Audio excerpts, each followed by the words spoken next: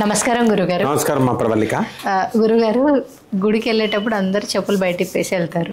అయితే కొంతమంది చెప్పులు బాగుండడమో కొత్తగా ఉండడమో పోతాయి. అవును. సో చెప్పులు పోతే కొంతమంది ఏంటంటే మాకున్న శని మొత్తం పోయింది అనేసి అనుకుంటూ ఉంటారు కదా. సో అది నిజమేనా? అసలు అది ఎట్లా వచ్చిందంటారు? అది కూడా అబద్ధమే. ఓకే.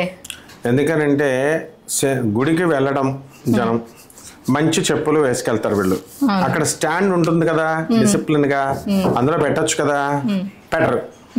ఇది కాస్ట్లీ 2000 రూపాయల చెప్పులు, అక్కడ వాడు తీసుకునేది 10 రూపాయలు. వాడు కూడా అలాగే తయారయ్యాడు. అదొక పెద్ద బిజినెస్ అయిపోయింది. ఇప్పుడు డబ్బులు లేని వాళ్ళు పాపం ఎక్కడ పెట్టుకోవాలా? ఆ దేవస్థానం వాళ్ళు వాడు పాట పాడతాడు. ఇప్పుడు మన బెజవాడ దేవస్థానమే తీసుకో, మన దేవస్థానం, అక్కడ స్టాండ్లు పెడతాడు. ఇంతే రూపాయలు, 10 రూపాయలు ఇలా పెడితే ఆ డబ్బులు లేని పరిస్థితి ఏంటి? బయట వదలకుండా అందులో లోపల వదలట పెట్టాలి. అదంటే పెద్ద దేవస్థానం అనుకోపోనే. బయట వీళ్ళు జనం కూడా పిసినారులు. ఈ దేవస్థానం వాళ్ళు కూడా పాట పాడతారు. ఈ పాడుకున్నవాడు 10 రూపాయలు తక్కువ కాకుండా తీసుకుంటాడు. బాగుంది. ఈ రకంగా నేను ఒకసారి కృష్ణుడి కోళ్ళు పెద్దమ్మ తల్లి గుడికి వెళ్ళాను. కృష్ణ పాదాలలాగా ఉంది, మంచి ముస్లిమ్స్ వేసుకుంటారు ఏది గురుపాదుకులు. అనవసరంగా నేను ఆ చెట్టు కింద అంత దూరం వెళ్ళి ఎవరు పెడతాడని పెట్టాను. పెట్టిన తర్వాత మళ్ళీ గుడికి వెళ్ళి బయటకు వచ్చేసరికి మాయమైపోయినాయి. ఇలా ప్రతి ఒక్కరికి కూడా కాస్ట్లీ చెప్పులు మంచిగా 2000 రూపాయలు పెట్టి కొనుక్కున్నాను. నేను ఒక మహాభక్తుడు అయ్యో పెట్టుకున్నామండి సింహాచలంలో పోయినాయండి అని అంటుంటే, పోన్లే నాయన ఇన్ని మూఢనమ్మకాలు ఉండవని చెప్తున్నా నేనే. పోన్లే నాయన ఏం చేస్తాం మరి, నీ చనిపోయిందిలే అంటాం. అంటే పెద్దవాళ్ళందరూ ఏంటంటే వాళ్ళు బాధపడతారు సుమా అనేటటువంటి ఉద్దేశంతో కాస్ట్లీ ఖర్చుకున్నారు. రోజంతా మూడ్ ఆఫ్ అయిపోద్ది కదా.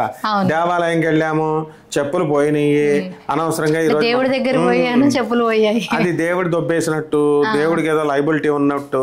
వీళ్ళ చెప్పులకి దేవుడు కాపలా కాసి ఎవరో దొబ్బకుండా చూస్తూ వీళ్ళు వచ్చేసరికి అమ్మ మహారాజులు వచ్చారని వీళ్ళ చెప్పులు వీళ్ళకి అందించేస్తే దేవుడు మంచోడు. లేకపోతే అయ్యో దేవాలయంకి వెళ్ళాం, దేవుడికి మహిమ లేదు, దేవుడికి శక్తి లేదు, మాకు దేవుడికి ఇలా జరిగిపోయింది. ఇక వీళ్ళ ఇష్టం. నరుడి నాలుగుకి ఇది ఉండదు కదా, కాబట్టి హద్దు ఉండదు. కాబట్టి వాళ్ళు ఎనీవేలో టాటాలజీ అంటారు దీన్ని. అవసరమైతే దేవుడిని పొగడతాం, లేకపోతే దేవుడిని తిడతాం. అవసరమైతే చెప్పులు పోతే దోషం పోయిందంటాం, లేకపోతే దోషం ఉందంటాం. కాబట్టి ఇవి శనీశ్వరుడికి మనము చనిపోయింది అని అనడంలో ఉద్దేశం అది. కానీ శాస్త్రంలో ఒకటి ఉంది. ఎప్పుడైతే ఈ పిండ ప్రధానాలు తర్వాత ఇవి చేసినప్పుడు అది మనం సంవత్సరేకం చేస్తాం ఫస్ట్ చనిపోయిన తర్వాత.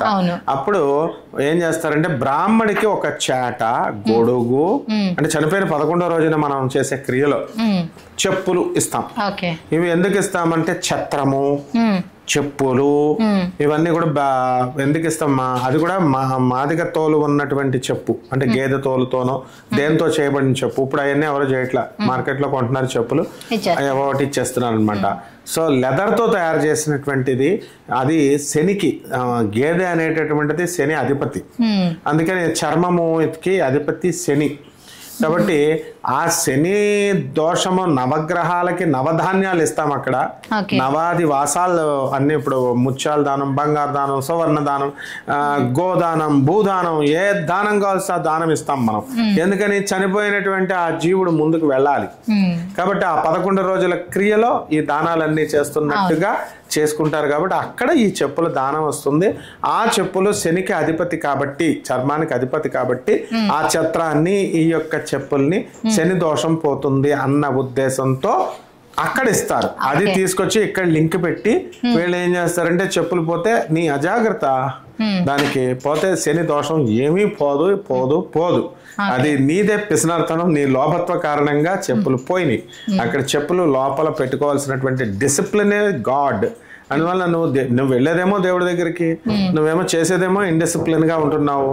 మరి ఎట్లా కుదురుతుంది? అందుకే దేవుడిచ్చే పనిష్మెంట్ కింద మనం దాన్ని భావించాలే తప్ప ఎట్టి పరిస్థితుల్లో అబ్బా చెప్పులు పోయినాయి, నా శని పోయింది అని మనం ఏమీ అంత సంతోషపడాల్సినటువంటి అవసరం లేదు. కారణం ఏంటంటే శని దోషం అనేటటువంటిది ఎలా పట్టుకుంటుందంటే, మనము జన్మల్లో ఒకళ్ళ డబ్బులు దొబ్బేసినా, ఒకళ్ళ వస్తువులు మనం తీసేసుకున్నా, ఒకళ్ళ మోసం చేసినా, ఏదో రకంగా వాళ్ళని మనం గాయపరిచి ఇచ్చేసి మానసికంగా, భౌతికంగా, శారీరకంగా వాళ్ళని మనం ఏదైనా దొబ్బేసినప్పుడు, దొంగిలించినప్పుడు అది శని ఏం చేస్తాడంటే కర్మకారకుడు కాబట్టి వచ్చి శిక్ష వేస్తాడు.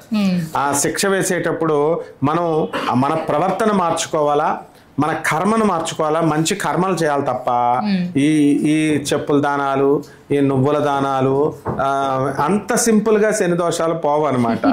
సో శనీశ్వరుడు అంత అమాయకుడేం కాదు.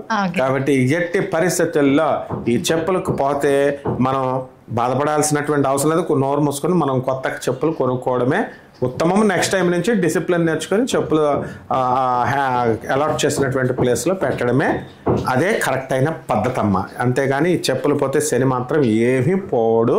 ఇది మాటికి మూఢనమ్మకం. ఓకే, ధన్యవాదాలు గురువు గారు. ధన్యవాదాలమ్మా. ఈ వీడియో ఎలా అనిపించిందో మీకు కామెంట్ ద్వారా తెలియజేయండి. అండ్ మరిన్ని ఇలాంటి వీడియోస్ కోసం వంశీ టీవీ భక్తి ఛానల్ని సబ్స్క్రైబ్ చేసుకోండి.